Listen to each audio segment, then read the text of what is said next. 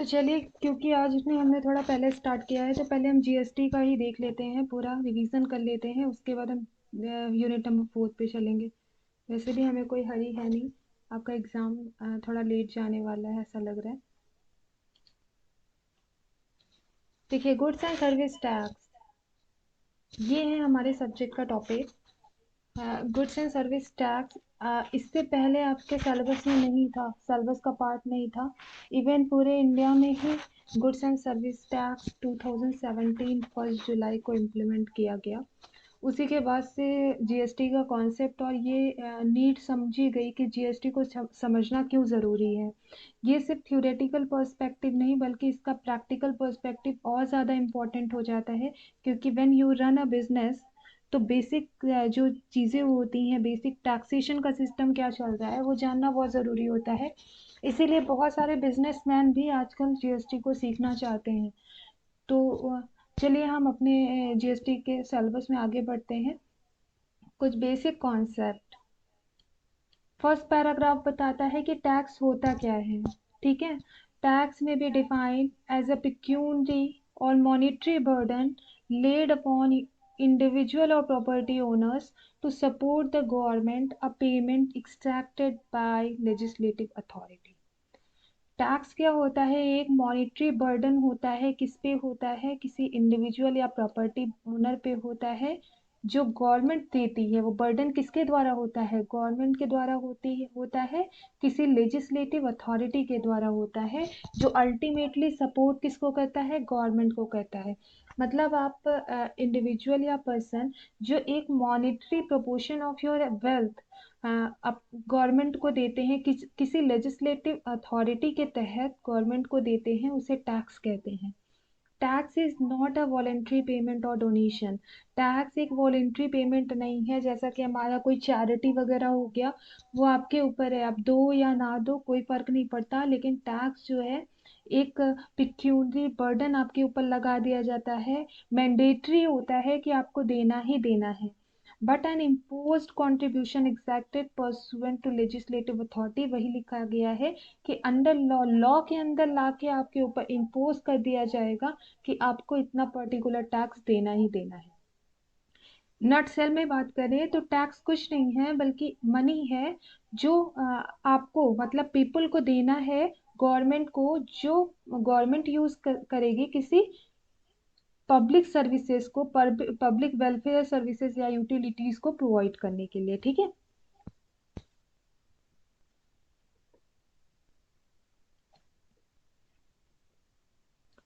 देखिए, direct and indirect tax ये समझना क्यों जरूरी है। डायरेक्ट टैक्स, इनडायरेक्ट टैक्स क्यों क्या होता है? वैसे तो पूरी जीएसटी के अंदर डायरेक्ट टैक्स की बात आप नहीं देखेंगे। ठीक है। पूरी बात इनडायरेक्ट टैक्सेस की होती है, क्योंकि GST a kind of indirect tax है। जीएसटी जो है इनडायरेक्ट टैक्स के ही अंदर आता है। लेकिन डायरेक्ट टैक्स या इनडायरेक्ट टैक्स कैसे डायरेक्ट टैक्स से डिफरेंट है, ये जानना बहुत ज़रूरी है। क्योंकि टैक्स मतलब हम डायरेक्ट टैक्स ही समझ लेते हैं, बजट वगैरह में भी डिस्कस होता है कि आपके ऊपर कितना टैक्स इम्पोज होगा।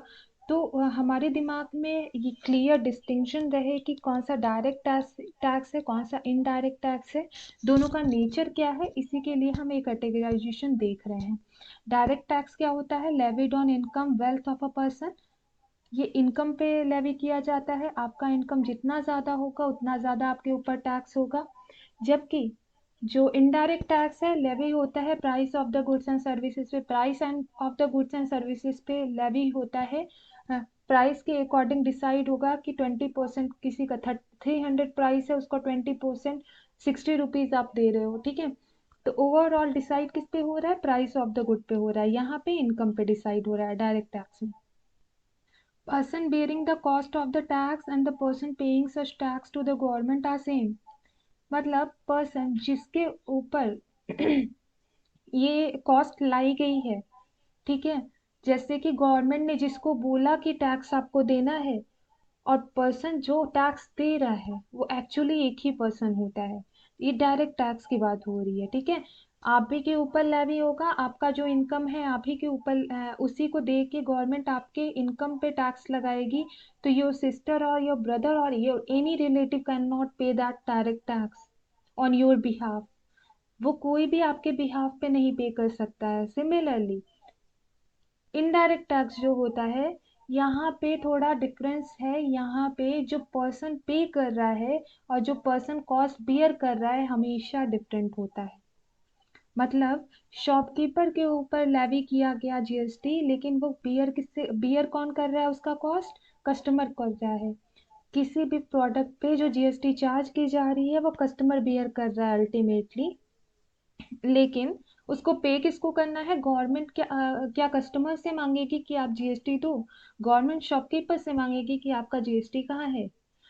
तो जो कस्टमर है वो देता है शॉपकीपर को, अल्टीमेटली शॉपकीपर की लाइबिलिटी बनती है कि गवर्नमेंट को पे करे। वही चीज इस पैराग्राफ में लिखा गया है कि यहाँ पे कस्टमर पर्सन जो बियर कर रहा है कॉस्ट, अल्टीमेटली जो टैक्स निकला वो किसके पॉकेट से निकला? कस्टमर के पॉकेट से निकला। And person paying such tax और पर्सन जो पे कर रहा है गवर्नमेंट को ये टैक्स, ये डिफरेंट होते हैं। ठीक है। Burden of tax can not be shifted to other, वही आगे वाले पैराग्राफ को आगे कंटिन्यू करते हुए लिखा गया है कि इसमें बर्डन को शिफ्ट नहीं किया जा सकता। ठीक है। लेकिन यहाँ पे हम क्लियरली देख सकते हैं कि बर्डन को शिफ्ट कर दिया गया है। ठीक है। बर्डन किससे शिफ्ट होके किस पे गया है? बर्डन शॉपकीपर से शिफ्ट होके कस्टमर पे आ गया। डायरेक्ट टैक्स जो होता है प्रोग्रेसिव इन नेचर होता है। प्रोग्रेसिव मतलब जितना ज्यादा टैक्स, जितना ज्यादा आपकी इनकम उतना ज्यादा टैक्स। अनलाइकली जो हमारा इनडायरेक्ट टैक्स होता है वो रिग्रेसिव इन नेचर होता है। रिग्रेसिव मतलब कि आपका income irrespective of your income, if your income is 100 rupees, still you are paying 28% of GST on that product or 5% of GST on branded data. And any person who is earning 1 lakh in a month, that same amount, that same GST is paid by that person also। मतलब 1 लाख जो कमा रहा है वो भी उतना ही GST दे रहा है ब्रांडेड डाटा पे जितना एक नॉर्मल कंज्यूमर, नॉर्मल बेकर दे रहा है। ठीक है, जो 100 रुपीज पर डे कमा रहा है। अब डायरेक्ट टैक्स के कौन कौन से तरीके हैं? इनकम टैक्स हो गया, tax on undisclosed foreign income and asset. Undisclosed foreign income और असेट होते हैं उन पे टैक्स जो लगता है, या इनकम टैक्स जो होता है, ये सारे डायरेक्ट टैक्स की कैटेगरी में आते हैं। इनडायरेक्ट टैक्स क्या होते हैं? जो जैसे जीएसटी हो गया, कस्टम ड्यूटी। यहाँ पे तो एक ही चीज लिखी गई है, जीएसटी के आने से पहले ये लिस्ट भरी पड़ी रहती थी। कस्टम ड्यूटी, एक्साइज ड्यूटी, बहुत सारे तरीके के टैक्स लगते थे। ठीक है। वही चीज यहाँ पे इस पिक्चर के द्वारा दिखाया गया है कि डायरेक्ट टैक्स जो होता है, ultimate burden of tax payment किसके पास है? इस पर्टिकुलर मिस एक्स के पास है। ठीक है। गवर्नमेंट ने इन्हीं के इनकम पे लगाया है टैक्स। पे कौन कर रहा है? डायरेक्ट टैक्स को पे भी यही कर रही हैं। ठीक है। ये नहीं कर सकते कि इनके बिहाफ पे कोई और पर्सन ये डायरेक्ट टैक्स को पे कर दे। सिमिलरली मिस एक्स पे कोई टैक्स नहीं लगाया गया है। टैक्स जीएसटी किस पे लगाया गया है? शॉपकीपर्स पे लगाया गया है। रिस्पॉन्सिबिलिटी इनकी है पेमेंट करने की, लेकिन जैसे इन्होंने बोला कि क्योंकि हमने एक बार खरीदते टाइम पे टैक्स दे दिया है, आगे का टैक्स हम कस्टमर से लेंगे। तो इन्होंने क्या किया, रिस्पॉन्सिबिलिटी इनकी है, इन्होंने हर प्रोडक्ट का जो टैक्स था प्रोडक्ट की प्राइस के साथ कस्टमर से ले लिया, मिस एक्स से। जिस टाइम पे इन्होंने प्रोडक्ट खरीदा मिस एक्स ने, उसी टाइम पे इन्होंने जीएसटी के साथ प्राइस बता के ले लिया। अलग अलग आप प्राइस जान ही नहीं सकते हो। ठीक है। आप कैडबरी की एक चॉकलेट लेने गए, अगर 10 रुपीज की मिल रही है और 2 रुपीज उसमें जीएसटी दिया है, आपको पता भी नहीं होता कि आपने 2 रुपीज जीएसटी दिया है, लेकिन कस्टमर ने पे कर दिया। तो अल्टीमेटली बर्डन किसके ऊपर आया? कस्टमर के आया, डिलिबरेटली और इनडिलिबरेटली, चाहे वो जान रही है चाहे नहीं जान रही है। ठीक है। और रिस्पॉन्सिबिलिटी किसकी थी? रिस्पॉन्सिबिलिटी शॉपकीपर की थी। वही चीज है जीएसटी के बारे में बताया गया यहाँ पे। इनडायरेक्ट टैक्स में जितनी भी बातें इनडायरेक्ट टैक्स की हो रही है सारी चीजें आप जीएसटी में लिख सकते हैं। ठीक है। अब देखिए जीएसटी को आगे समझने के लिए, क्योंकि सारा जो फ्रेमवर्क है जीएसटी का स्टेट, यूनियन, टेरिटरीज पे ही बेस्ड है। ठीक है।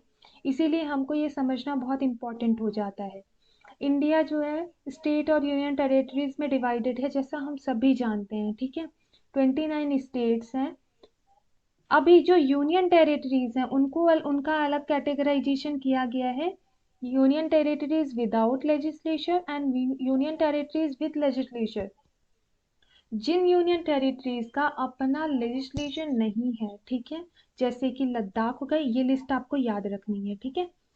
लद्दाख, चंडीगढ़, लक्षद्वीप, दादर नगर हवेली, अंडमान निकोबार, ठीक है। दादर नगर हवेली में ही दमन एंड दीव को भी इंक्लूड किया गया, ठीक है। तो ये जितने भी हैं, इनका अपना कोई लेजिस्लेशन नहीं है, इसीलिए इनका जो सेंट्रल, इनकी कोई अपनी स्टेट की गवर्नमेंट नहीं है, ठीक है। इनके लिए जीएसटी के एडमिनिस्ट्रेटर्स अलॉट किए जाते हैं, वो हम आगे देखेंगे। अब यूनियन टेरिटरीज जितने भी हैं उनका अपना, जिनका लेजिस्लेचर है, जैसे कि दिल्ली हो गया, पांडुचेरी हो गया, जम्मू एंड कश्मीर हो गए, ठीक है। बाकी 29 स्टेट्स को तो आप जानते ही हैं, ठीक है, उसका मैंने यहाँ पे लिस्ट नहीं दिया है। अब देखिए, स्टेट के पास अपना खुद का गवर्नमेंट होता है, और जीएसटी जो है कॉन्स्टिट्यूशन हमको राइट देता है कि 50% जीएसटी सेंट्रल गवर्नमेंट के पास जाएगी, 50% स्टेट गवर्नमेंट के पास जाएगी। तो जो स्टेट गवर्नमेंट वाली है वो तो क्लियर है कि ये जो हमारे स्टेट जिनका अपना खुद का लेजिस्लेचर है, होता है सारे स्टेट का, इस केस में तो क्लियर है कि जीएसटी उनके पास चली जाएगी। यूनियन टेरिटरीज जिनका लेजिस्लेचर है, यहाँ पे भी मामला क्लियर है कि जीएसटी उनके पास चली जाएगी, स्टेट वाली। सेंटर वाली तो सबकी सेंट्रल के पास ही जाएगी। लेकिन जिनका लेजिस्लेशन नहीं है, गवर्नमेंट ने बोला आपके स्टेट का जो जीएसटी है, हम उसके लिए एडमिनिस्ट्रेटर अलॉट करते हैं, उनके पास जाएगी, ठीक है। अल्टीमेटली पूरा कंट्रोल सेंट्रल गवर्नमेंट का ही होता है इस केस में, ठीक है।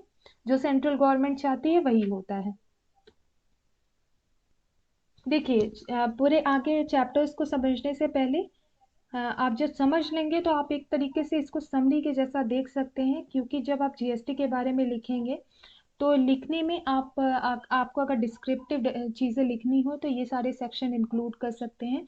बहुत ज़्यादा टफ नहीं है याद करना। Scope of supply section number 7 में है, टाइम ऑफ सप्लाई सेक्शन 12-13 में है, वैल्यू ऑफ सप्लाई सेक्शन 15 में है, इनपुट टैक्स क्रेडिट 16, 17, 18 में है, रजिस्ट्रेशन के सारे सेक्शन 22 से लेके 30 के बीच में है, ठीक है। Tax invoices, debit and credit note, E way bill section 31, 32, 33, 34, 68 में है। 2-4 बार आप पढ़ेंगे, पूरे नहीं तो 2-4 तो आप लिखे लेंगे। और जहाँ पे ऑब्जेक्टिव आंसर टाइप क्वेश्चन आ गया, वहां पे तो ये सब के सब इंपॉर्टेंट हो जाते हैं, आपको याद कर लेना होगा। Nature and characteristics of indirect tax. Indirect tax के क्या नेचर है, क्या कैरेक्टरिस्टिक्स हैं? Indirect tax is an important source of revenue. To whom? To the government. See, government का आधे से ज्यादा रेवेन्यू का सोर्स क्या है? इनकम टैक्स है, सॉरी टैक्स है, ठीक है। टैक्स में भी अब दो तरीके के टैक्स आ गए, हम दो ही कैटेगराइजेशन देखेंगे, डायरेक्ट टैक्स वाला इनकम टैक्स, इनडायरेक्ट टैक्स जो जीएसटी है, ठीक है।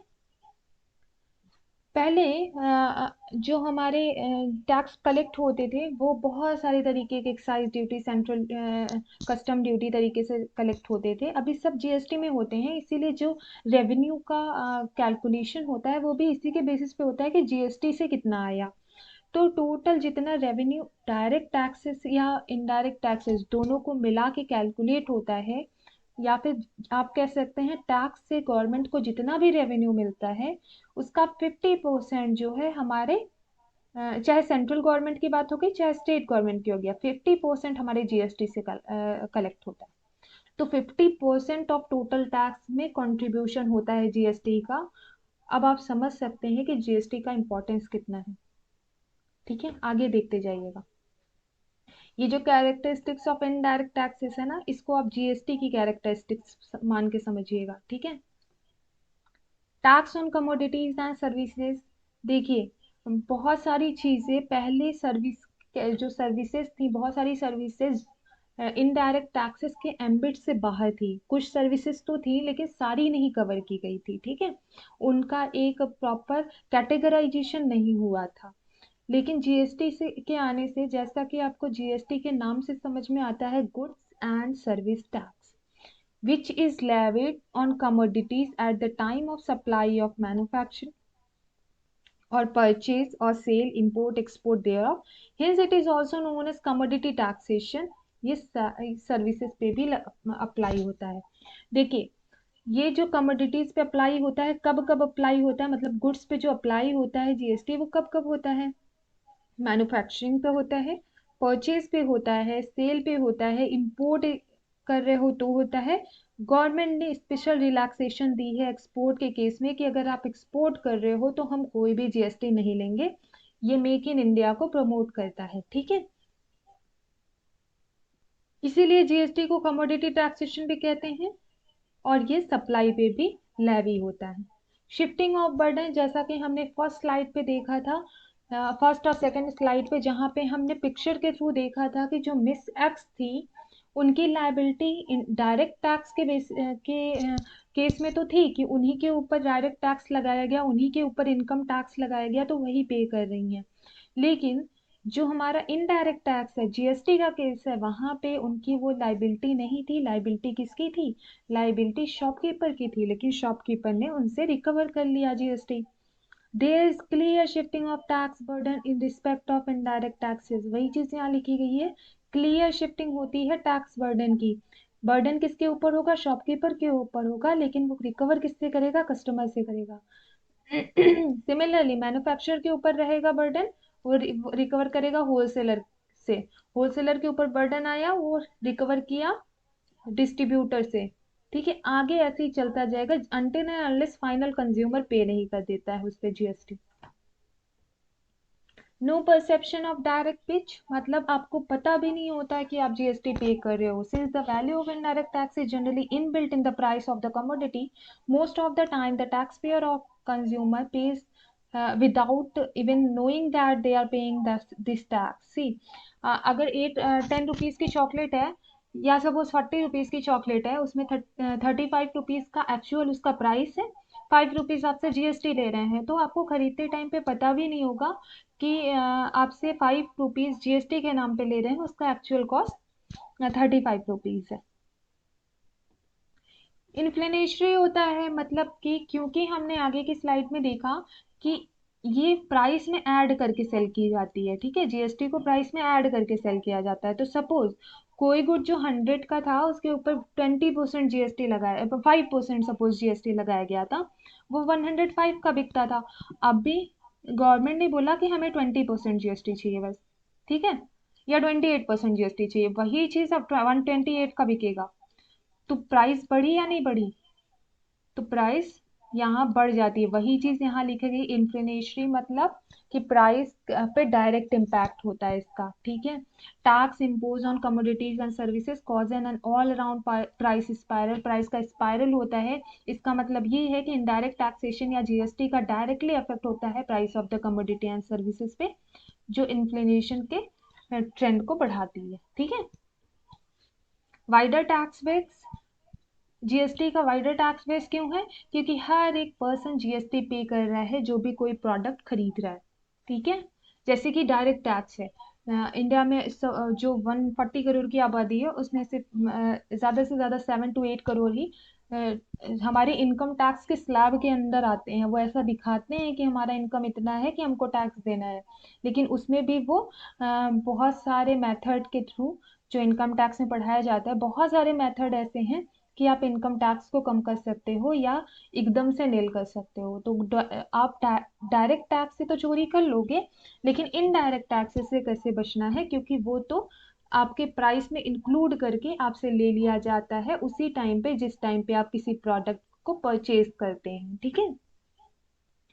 इसीलिए इसका टैक्स बेस ज्यादा है, मतलब कि पूरी जितनी भी पॉपुलेशन, जितने भी लोग आज खरीद रहे हैं, जितने भी कस्टमर्स हैं, सब के सब हमारे इनकम टैक्स जीएसटी के स्लैब के अंदर जीएसटी पे कर रहे हैं कहीं ना कहीं, मतलब जीएसटी को पे करने वाले टैक्स पेयर्स हैं।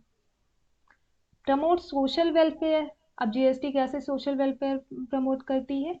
सिन गुड्स जो है, जैसे अल्कोहलिक प्रोडक्ट हो गया, टोबैको प्रोडक्ट हो गया, पान मसाला हो गया, ठीक है, जो भी इस तरीके के प्रोडक्ट हैं जो हार्मफुल हैं आपके बॉडी के लिए, गवर्नमेंट ने बोला कि हम इस पे बहुत ज्यादा टैक्स लगाएंगे।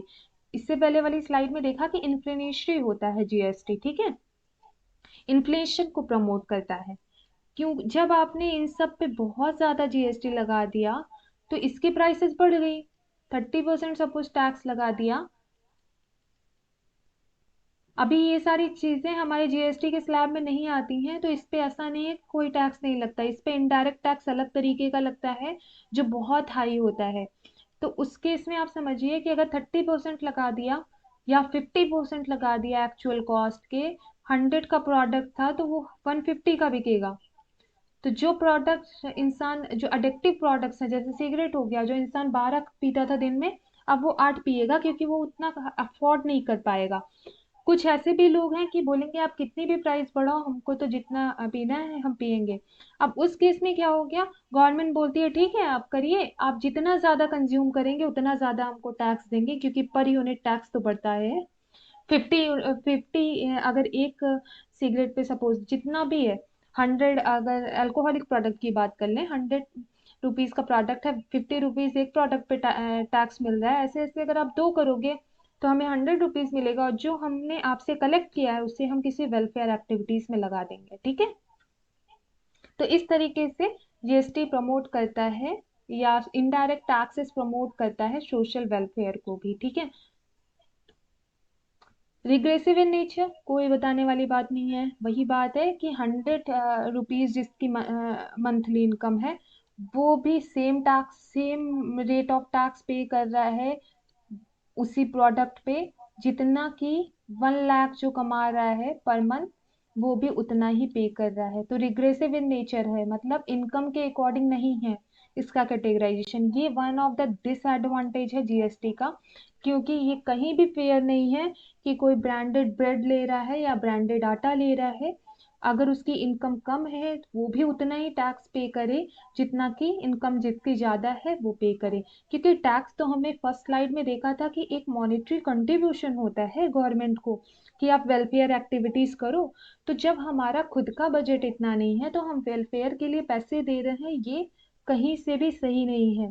तो ये एक सबसे बड़ा डिसएडवांटेज है जीएसटी का। Nature and characteristics of indirect taxes और जीएसटी, ये हेडिंग यहाँ नहीं है, यहाँ पे ये है कि जीएसटी की हिस्ट्री क्या है। ठीक है, history of GST. VAT and GST are often use interchangeably. ठीक है, एक दूसरे के सिनोनिमसली यूज किए जाते हैं, इंटरचेंजेबली यूज किए जाते हैं। As the letter denote comprehensiveness of VAT by goods and services. Letter क्या डिनोट करता है, कॉम्प्रिहेंशन है गुड्स एंड सर्विसेज का। ठीक है, गुड्स एंड सर्विसेज पे जितने भी तरीके के टैक्स लगते थे सबको कॉम्प्रिहेंड करके एक टैक्स लग रहा है, जीएसटी। फ्रांस पहली ऐसी कंट्री थी जिसने जीएसटी के मॉडल को अडाप्ट किया था 1954 में, और आज मोर देन 160 कंट्रीज ने जीएसटी को अडॉप्ट कर लिया है। ठीक है, बहुत सारी कंट्रीज जो है single tax applicable, single tax का मेथड यूज करती हैं, पूरा एक टैक्स उनके पूरी कंट्री में अप्लाई होता है। ठीक है, कुछ ऐसे भी कंट्रीज हैं जहाँ पे फेडरल पॉलिटीज होती हैं। फेडरल पॉलिटीज मतलब सेंट्रल एंड स्टेट गवर्नमेंट बनती है। ठीक है, अलग अलग होती है सेंट्रल और state government.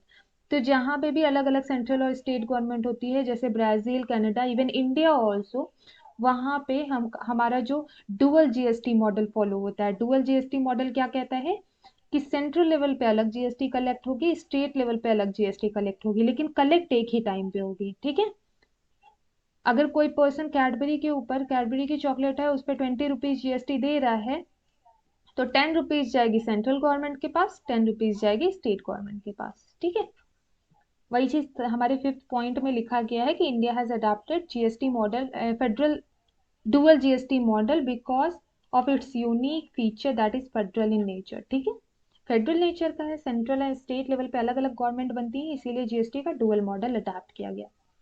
Origin of GST in India, देखिए इंडिया में अगर 2017 में जीएसटी इम्प्लीमेंट कर दिया गया, तो ऐसा नहीं है कि जीएसटी सडनली इम्प्लीमेंट कर दिया गया, बात 2000 से ही चल रही थी। 1954 में फ्रांस तो इम्प्लीमेंट कर दिया था, उसके बाद यहाँ इंडिया के लोगों ने, जो हमारे ग्रेट पर्सनालिटीज थी, उन्होंने ऑब्जर्व किया कि हमारा रेवेन्यू बढ़ सकता है, गवर्नमेंट का रेवेन्यू बढ़ सकता है अगर हमने जीएसटी अडॉप्ट कर लिया। तो बहुत सारे प्रपोज्ड आइडियाज थे। तो ये हिरार्की देखिए, जैसे कि 2000 में हमारे प्राइम मिनिस्टर उस टाइम पे थे अटल बिहारी वाजपेयी जी, उन्होंने आइडिया प्रपोज किया जीएसटी को कि जीएसटी को इंडिया में लाना है। किस कमेटी के अंदर? सिंह कमेटी के अंदर, ठीक है,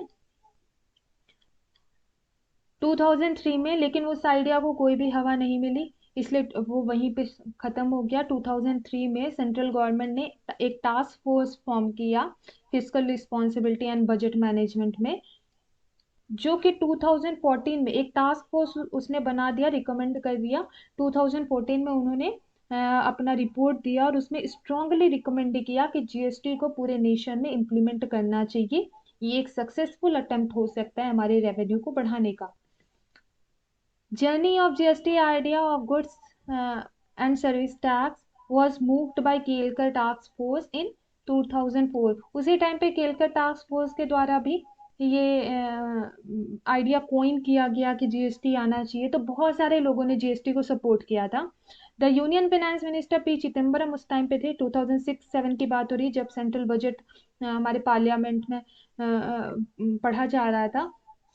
1 अप्रैल को उस टाइम पे का बजट डिस्कस होता था। तो 1 अप्रैल को ही हमारे पी चिदम्बरम उस टाइम पे थे यूनियन फाइनेंस मिनिस्टर, उन्होंने जीएसटी की बात की थी, ठीक है। और ये टॉक जितनी भी बातें हो रही थी, ये इन्होंने इस बात को मोमेंटम कब मिला? जब एनडीए गवर्नमेंट आई इंडिया में। जब 2014 में एनडीए गवर्नमेंट आई, उसने एक कॉन्स्टिट्यूशन में एक बहुत बड़ा चेंज करने की जरूरत थी, जो जीएसटी को लाने में रोक रहा था, ठीक है। तो उन्होंने पहले तो कॉन्स्टिट्यूशन में वो चेंज किया, उसके बाद 101st अमेंडमेंट के एक्ट बनाया, जिसके अंदर जीएसटी को इंट्रोड्यूस किया, ठीक है। तो 8 सितंबर को जीएसटी हमारे इंडिया में आई। This was followed by enacted by central and state laws and finally 1 जुलाई से। देखिए, कोई भी चीज जब आती है तो उसे सेंट्रल गवर्नमेंट भी अप्रूव करता है, स्टेट गवर्नमेंट भी अप्रूव करता है, तभी जाके वो फाइनली लॉ बनता है। देखिए, कोई भी पहले जब प्रपोज होता है तो बिल होता है। कोई भी आपको अमेंडमेंट करना है, कोई चेंज करना है, तो बिल प्रपोज होता है, बिल जाता है लोकसभा में, लोकसभा में मेजोरिटी मिल जाता है तो राज्यसभा में जाता है, राज्यसभा में भी मेजोरिटी मिल जाता है, उसके बाद ये जाता है प्रेसिडेंट के पास। जब फाइनली प्रेसिडेंट साइन कर देता है, तब जाके वो लॉ बन जाता है, एक्ट बन जाता है, ठीक है। तो जब सबने अप्रूव कर दिया, उसके बाद 1 जुलाई से हमारा जीएसटी लग गया पूरे नेशन में, except Jammu and Kashmir. Jammu and Kashmir को थोड़ा और टाइम लगा। 8 जुलाई को फाइनली उन्होंने भी अप्रूव कर दिया जीएसटी को कि हम ट्रू इकोनॉमिक इंटीग्रेशन चाहते हैं इंडिया का, इसीलिए हम जम्मू एंड कश्मीर को भी इसमें इंक्लूड कर रहे हैं। जीएसटी लॉज की बात करें तो जीएसटी के अलग अलग लॉज बनाए गए, जिसमें कि कुछ प्रोविजंस हैं, जिसमें हम डेफिनेशन और बेसिक इंट्रोडक्शन या थ्योरी पार्ट है, वो सब भी सेम है, ठीक है। तो आप जितनी भी चीजें आगे देखेंगे, वो मान लीजिएगा कि सीजीएसटी, आईजीएसटी, यूटीजीएसटी सब में वही चीजें हैं, या जीएसटी एक्ट। और यहाँ पे आप देखेंगे एक चीज कॉमन है 2017 में, आपको पता ही है 2017 में इम्प्लीमेंट हुआ था जीएसटी, तो ये सारे लॉज भी तभी बनाए गए थे, ठीक है। ये जितने भी बिल दिख रहे हैं अभी सारे लॉ बन गए हैं, ठीक है। गुड्स एंड सर्विस टैक्स अब होता क्या है, ठीक है। Goods and service tax is an indirect tax which has subsumed multiple indirect taxes. 17 तरीके के टैक्स पहले लगते थे इनडायरेक्ट टैक्स, ऑलमोस्ट 17 तरीके के टैक्स को सबस्यूम्ड करके, मर्ज करके एक टैक्स बना दिया गया GST. Only the final consumer bear the GST. जो फाइनल कंज्यूमर होता है, जैसा कि हमने देखा था इससे प्रीवियस स्लाइड्स में, कि जो मिस एक्स थी, जो कस्टमर थी, उन्होंने एक प्राइस को बियर किया। वैसे तो मैन्युफैक्चरर ने होलसेलर से भी लिया होगा जीएसटी, होलसेलर ने डिस्ट्रीब्यूटर से भी लिया होगा, लेकिन सबको क्रेडिट के फॉर्म में गवर्नमेंट दे देती है पैसे, और अल्टीमेट जो बर्डन आता है वो कस्टमर के पास आता है। इस सारी डिटेल हम आगे के स्लाइड्स में देखेंगे। डेस्टिनेशन बेस्ड टैक्स है, मतलब जहां पे कंजम्पशन हो रहा है वहीं पे जीएसटी लिया जाएगा, जहां पे कस्टमर खड़ा है वहीं पे जीएसटी, वहीं पे टैक्स पे होगा। Value added tax levied on manufacturing, sale, consumption of goods and services. Value added का मतलब क्या है? किसी ने 100 का प्रोडक्ट खरीदा, मैन्युफैक्चरर ने 100 का प्रोडक्ट बना के होलसेलर को दिया, ठीक है। मैन्युफैक्चरर ने 100 पे टैक्स पे किया था 10% का, तो मैन्युफैक्चरर ने जब 100 पे टैक्स पे किया था, तो मैन्युफैक्चरर ने 100 का होलसेलर को दिया, ठीक है। होलसेलर ने टैक्स पे किया 100 के रुपीज, 10% का टैक्स पे किया। तो जो 10% का टैक्स पे किया दैट इज 10 रुपीज, 100 का 10%, 10 रुपीज पे किया होलसेलर ने, ठीक है। होलसेलर ने 10% पे किया। अब आगे होलसेलर ने कुछ वैल्यू एडिशन किया उसमें, ठीक है। वैल्यू एडिशन बहुत सारे तरीके के हो सकते हैं, या तो कुछ चीजें आप असेंबल कर दो, या कुछ भी उसमें एडिशनल कुछ करते हो और उसकी प्राइस बढ़ा देते हो। होलसेलर ने इसकी वैल्यू कर दी 200, तो क्या वापस से जो टैक्स लगेगा वो 200 पे लगेगा? ये कहीं से भी सही नहीं होगा कि एक बार हमने 100 पे टैक्स दिया, 100 पे 10% दिया, और वापस से अब हम दे रहे हैं क्योंकि होलसेलर ने वैल्यू एडिशन कर दिया और उसकी प्राइस 200 कर दी। अब इस केस में गवर्नमेंट ने बोला कि हम वैल्यू एडिशन पे सिर्फ लेंगे, मतलब ओरिजिनल जो प्राइस थी इसको माइनस कर दीजिए, और आपका जितना बचा, जैसे 100 बचा, यही आपका वैल्यू एडिशन है। तो जितना वैल्यू एडिशन हुआ इसी पे हमको टैक्स लेना है 10% का। तो आपने भी 10 रुपीज ही पे किया। ये कुछ भी हो सकता था, अगर आपने यही वैल्यू बढ़ा के 250 कर दी होती तो 150 यहाँ हो जाता, ठीक है। और 150 का 10% होता तो 15 रुपीज आप पे करते। ओवरऑल गवर्नमेंट ने बोला हम टैक्स पे टैक्स नहीं लेंगे। अगर एक चीज पे आपने टैक्स पहले पे कर दिया है किसी पर्टिकुलर अमाउंट पे, तो अगर आपने उस पर्टिकुलर चीज को मॉडिफाई किया, उसके वैल्यू एडिशन किया, तब भी उस पे टैक्स लगेगा। सेम अमाउंट है, कोई भी आपने प्राइस इंक्रीमेंट नहीं किया है, तो वैल्यू नहीं लगेगी, कोई वैल्यू एडिशन नहीं होगा और टैक्स नहीं है। Comprehensive and continuous chain of tax credit. Tax credit कैसे फ्लो होता है? होलसेलर ने रिटेलर को दिया, रिटेलर ने डिस्ट्रीब्यूटर को दिया, डिस्ट्रीब्यूटर ने शॉपकीपर को दिया, होलसेलर ने रिटेलर को दिया तो रिटेलर ने टैक्स पे किया, ठीक है। रिटेलर ने डिस्ट्रीब्यूटर को दिया, डिस्ट्रीब्यूटर ने टैक्स पे किया।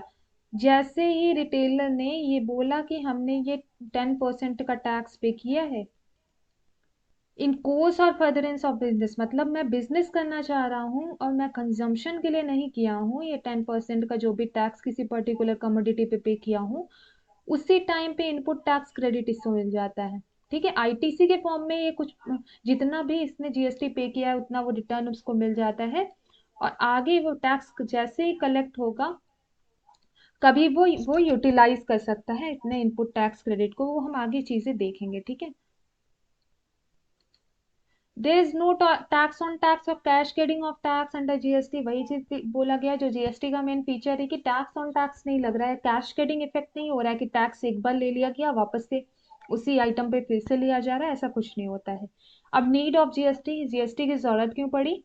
देखिए, GS under the earlier indirect tax structure various indirect tax has been levied were not necessarily mutually exclusive. Mutually GST से पहले बहुत सारे तरीके के इनडायरेक्ट टैक्सेस लेवी होते थे जो म्यूचुअली एक्सक्लूसिव हो, ये जरूरी नहीं हो। म्यूचुअली एक्सक्लूसिव मतलब कि ऐसा नहीं होता था कि एक्साइज ड्यूटी आपने दे दिया तो सर्विस टैक्स नहीं लगेगा, या वैट आपने दे दिया तो सर्विस टैक्स नहीं लगेगा। आपको देना है, एक टैक्स आपने पे कर दिया, दूसरा भी पे करना है, ठीक है। म्यूचुअली एक्सक्लूसिव मतलब एक टैक्स पे करने पे दूसरा भी पे करना पड़ रहा है, करना नहीं पड़ता। तो वही चीज यहाँ पे लिखा गया, नॉट म्यूचुअली एक्सक्लूसिव। मतलब ऐसा बहुत केस में होता था कि आपने एक टैक्स पे किया, दूसरा भी आपने पे कर दिया। अब जीएसटी के अंदर एक ही टैक्स आ गया जीएसटी, और जीएसटी का सिंपल सा फॉर्म है, अगर एक एक प्रोडक्ट पे किसी पर्टिकुलर कॉस्ट पे आपने एक बार जीएसटी पे कर दी है तो उस कॉस्ट में अगर वैल्यू एडिशन होगा तभी जीएसटी लगेगा, ठीक है। टैक्स ऑन टैक्स नहीं लगेगा।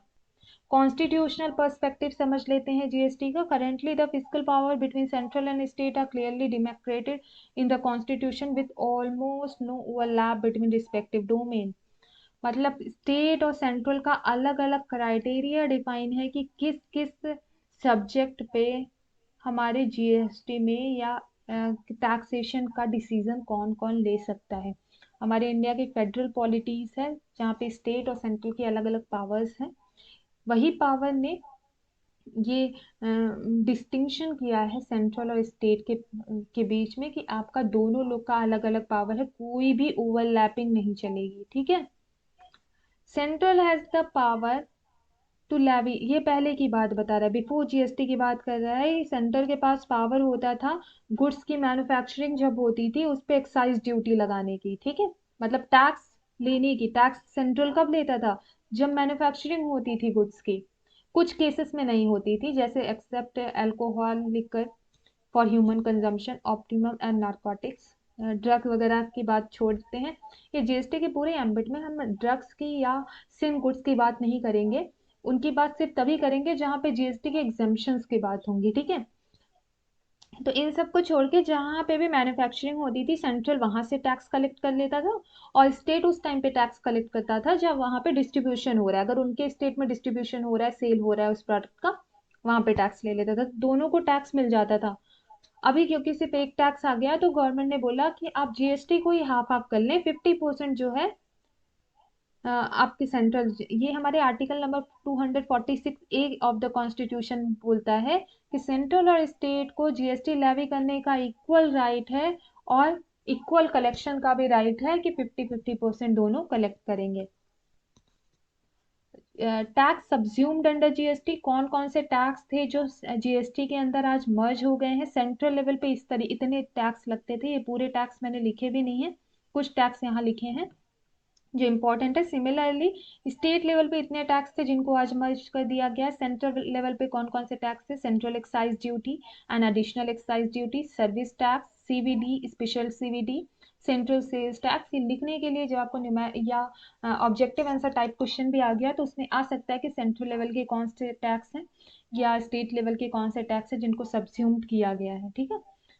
तो उसके लिए आप ये याद कर सकते हैं। सिमिलरली स्टेट लेवल पे वैट लगता था, वैल्यू एडेड टैक्स या सेल्स टैक्स लगता था, इंटरटेनमेंट टैक्स लगता था, tax on lottery, betting, gambling and luxury tax, entry tax. ये सारी टैक्सेस को अभी हटा के जीएसटी एक ही टैक्स लगता है। जीएसटी फ्रेमवर्क इन इंडिया, ठीक है, इसमें कुछ हम इम्पोर्टेंट डेफिनेशंस को देखेंगे जो जीएसटी के लिए मैंडेटरी है। डुअल जीएसटी मॉडल, ठीक है, India has adopted dual GST model in view for the of the federal structure of the country. Federal structure को देखते हुए इंडिया ने डुअल जीएसटी मॉडल अप्लाई किया है, मतलब कि centre and state simultaneously levy GST, centre और state दोनों साथ में जीएसटी को लेवी करते हैं, ठीक है। Now the centre has the power to tax intra state sales and state has also empowered the tax services. पहले जो था सेंटर और स्टेट अलग अलग काम करती थी। सेंट्रल जो होती थी, सेंट्रल गवर्नमेंट टैक्स लेती थी मैन्युफैक्चरिंग पे, स्टेट गवर्नमेंट लेती थी जब सेल होता था। अभी क्या हो गया, अभी दोनों डुअल जीएसटी मॉडल फॉलो होता है, मतलब एक ही दोनों टैक्स लिया जाता है। जब आप टैक्स पे करते हो उसमें सीजीएसटी एसजीएसटी दोनों लगता है। Intra state supply, intra state मतलब सिंपल सी बात है, आपका प्रोडक्ट यूपी का प्रोडक्ट यूपी में ही कंज्यूम हुआ, यूपी में ही सेल हुआ, ठीक है। इंट्रा स्टेट, जहां पे इंट्रा स्टेट हुए गए वहां पे दो तरीके के टैक्स लगेंगे जो एक ही टाइम पे लिए जाएंगे, सीजीएसटी एसजीएसटी, ठीक है। सीजीएसटी जो सेंट्रल गवर्नमेंट लगाती है, एसजीएसटी जो स्टेट गवर्नमेंट लगाती है। ये कब किस केस में है? Intra state, with in the state की बात हो रही है। Inter state, between two state, यही केस अप्लाई होता है जब दो कंट्रियों के बीच में होती है। तो जब इंटर स्टेट सप्लाईज होती हैं, यूपी का प्रोडक्ट दिल्ली में जा रहा है, दिल्ली का प्रोडक्ट राजस्थान में जा रहा है, राजस्थान का गुजरात जा रहा है, जब दो स्टेट की बात होती है वहां पे आईजीएसटी लगता है। सीजीएसटी एसजीएसटी अलग अलग ना लगता है, एक ही आईजीएसटी लगता है। वो सेंट्रल गवर्नमेंट अपने अकॉर्डिंग डिस्ट्रीब्यूट कर लेती है कि सेंटर और स्टेट के बीच में कितना प्रोपोर्शन जाएगा। रीजन इसमें ये है कि दो स्टेट इन्वॉल्व हो जाती है ना, तो आप एसजीएसटी किसको दोगे? तो वही बात है, ये जो इंटर स्टेट है, इंटर वर्ड याद रखिएगा, इंटर मतलब बिटवीन टू स्टेट, ठीक है। बिटवीन टू स्टेट में जो फॉर्मूला लग रहा है वही चीज हमारे बिटवीन टू कंट्री में भी लगेगा। इंडिया का सामान कहीं बाहर गया या बाहर का सामान इंडिया आया, उस पे भी आईजीएसटी ही लेवी होगा। GST compensation cess, GST compensation cess क्या होता है? GST compensation cess as specified rate has been imposed under goods and service tax. एक स्पेसिफाइड टैक्स रेट होता है जो गुड्स एंड सर्विस टैक्स के अंदर लेवी होता है किस प्रोडक्ट पे, स्पेसिफाइड लग्जीरियस आइटम्स पे। जो लग्जीरियस आइटम्स हैं या डीमेरिट गुड्स हैं जैसे कि लाइक पान मसाला, टोबैको, ये जो बहुत ब्रांडेड प्रोडक्ट हैं या लग्जीरियस प्रोडक्ट हैं, प्रीमियम सेक्शन के लोग ही उसे कंज्यूम करते हैं, या कुछ डीमेरिट गुड्स हैं या सिन प्रोडक्ट्स हैं, उन पे उनको हम इस कैटेगरी में रखते हैं और उनके ऊपर एक्स्ट्रा टैक्स चार्ज कर लेते हैं। ठीक है, जितना जीएसटी का होता है उससे ज़्यादा टैक्स ले लेते हैं, और जो ज़्यादा अमाउंट हमको टैक्स मिला उसको हम किसी एक फंड में जमा करते हैं। और क्योंकि जीएसटी से पहले सेंटर और स्टेट अलग अलग टैक्स कलेक्ट करती थी, तो जीएसटी को इम्प्लीमेंट करने में सबसे बड़ा खतरा ये था कि स्टेट को ये था कि अगर हमको लॉस हुआ तो कौन बियर करेगा। तो वही चीज गवर्नमेंट ने ऑप्शन दिया कि लग्जीरियस आइटम पे हम ये टैक्स लगा देंगे, एक्स्ट्रा टैक्स लगा देंगे, और उस टैक्स को आपको देंगे। अगर आपने लॉस बियर किया तो हम आपको हेल्प के रूप में ये टैक्स दे देंगे जो हमने एक्स्ट्रा टैक्स लगाया है। तो जीएसटी कंपनसेशन सेस क्या होता है, एक रेट जो गवर्नमेंट ने फिक्स किया है लग्जीरियस आइटम पे जो बहुत ज्यादा टैक्स लेवी करते हैं, उस पे गवर्नमेंट बहुत ज्यादा टैक्स लेवी करती है लग्जीरियस प्रोडक्ट पे और सिन गुड्स पे, ठीक है, या डीमेरिट गुड्स पे। तो जो वो टैक्स कलेक्ट करती है गवर्नमेंट उसको उनको देती है जो स्टेट भी लॉस बियर कर रहे हैं, जिनको भी रेवेन्यू नहीं हो रहा है, लॉस बियर कर रहे हैं, उनको एज अ कंपनसेशन पे कर दिया जाता है। इसे कहते हैं GST compensation cess. Classification of goods and services. देखिए, गुड्स का क्लासिफिकेशन कोई नया क्लासिफिकेशन नहीं है, जीएसटी आने से पहले भी गुड्स का क्लासिफिकेशन हुआ था हार्मोनाइज सिस्टम ऑफ नोमेक्लेचर के अंदर। ठीक है, हार्मोनाइज सिस्टम ऑफ नोमेक्लेचर कहता है कि कौन सा गुड किस कैटेगरी में रखा जाएगा, ये बताता है। ठीक है, तो आज गुड्स का अलग अलग कैटेगराइजेशन है, कौन सा लग्जरियस प्रोडक्ट होगा, कौन सा हमारे रोजमर्रा की जिंदगी के लिए जरूरी है। तो ये सारी चीजें गुड्स का कैटेगराइजेशन किया गया हार्मोनाइज सिस्टम ऑफ नोमेक्लेचर के अंतर्गत। ठीक है, सिमिलरली जो सर्विसेज का कैटेगराइजेशन किया गया उसके लिए अलग कोड डिफाइन किया गया, जीएसटी के आने पे अलग कोड बनाया गया, सर्विस अकाउंटिंग कोड। तो इन दोनों के अंदर गुड्स एंड सर्विसेज को अलग अलग कैटेगरी में रखा गया है, उसी बेसिस पे डिफाइन होता है कि कितना परसेंट टैक्स किस प्रोडक्ट पे लगेगा। Legislative framework, there is single legislative framework CGST act 2017 for living CGST. ठीक है, सीजीएसटी पे जीएसटी जो लग रहा है उसको कौन कंट्रोल करता है, सीजीएसटी एक्ट। यूनियन टेरिटरीज पे जो जीएसटी लग रहा है उसको कौन कंट्रोल करता है, यूटी जीएसटी एक्ट। हमने इससे पहले वाली स्लाइड में सारे एक्ट को देखा था। सीजीएसटी पे अलग बनता है सीजीएसटी एक्ट 2017, यूनियन टेरिटरीज के लिए अलग बनता है यूटी जीएसटी 2017। सिमिलरली एसजीएसटी का अपना अलग रेगुलेशन है। तो सारे जितने भी एक्ट ये बनाए गए हैं, जितना हमने प्रीवियस स्लाइड में देखा था, वो सारे एक्ट गवर्न करते हैं हमारे, ये सारे एक्ट गवर्न करते हैं हमारे जीएसटी के एक्शंस को, जीएसटी की चीजों को। तो उससे यही हमारा लेजिस्लेटिव फ्रेमवर्क हो गया जीएसटी का।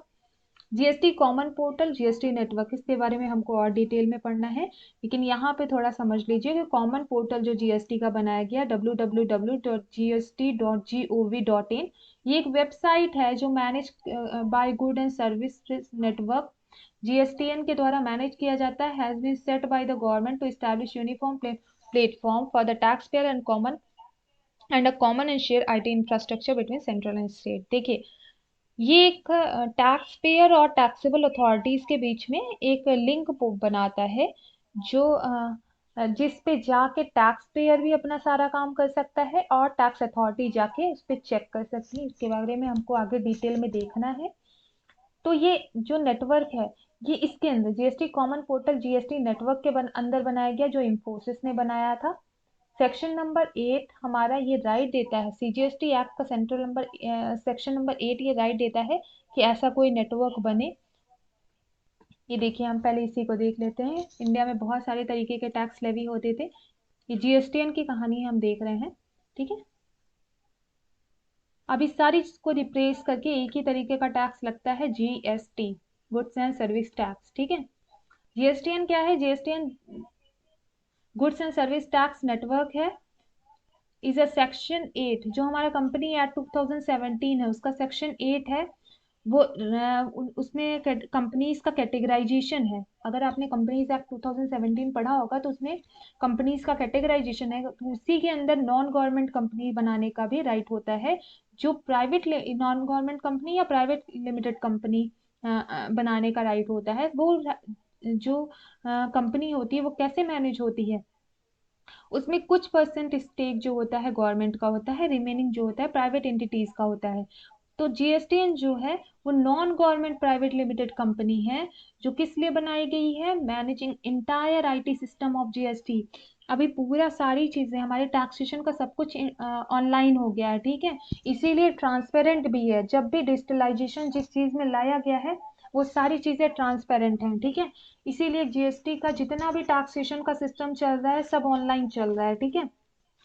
अब इतने बड़े ऑनलाइन प्लेटफॉर्म को बनाने के लिए जो हमारे पूरे वर्ल्ड की सबसे अच्छी वर्ल्ड क्लास आईटी कंपनी है इंफोसिस, गवर्नमेंट ने उसको ये राइट दिया कि आप बनाओ हमारे लिए पोर्टल। उन्होंने बनाया है, उन्होंने ही मैनेज भी किया है, आज तक वो मैनेज कर रहे हैं।